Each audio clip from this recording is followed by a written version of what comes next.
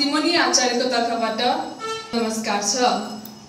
म यतिको नि आएर बोल्न अलि सक्दिन जो थिए है। अनि त्यसपछि चाहिँ यसरी आएर आई क्यान ट्याग गरेर अनि म बोल्न अहिले सकेको छु।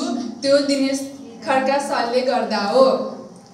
सरले हामीलाई यतिसम्म ल्याउनु भएकोमा सरको ठुलो भूमिका छ।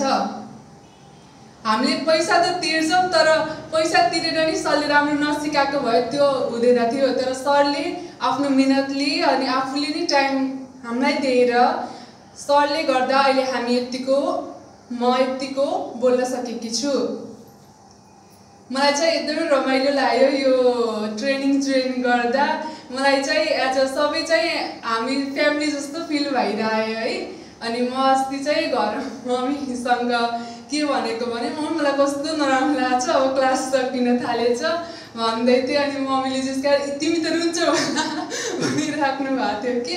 अनि त्यही नै कस्तो नराम्रो लागिरहेको थियो मलाई। अरू के भने सरले राम्रो सिकाउनु भयो। अझै यस्तै सिक्न पाऊँ सरबाट। धन्यवाद।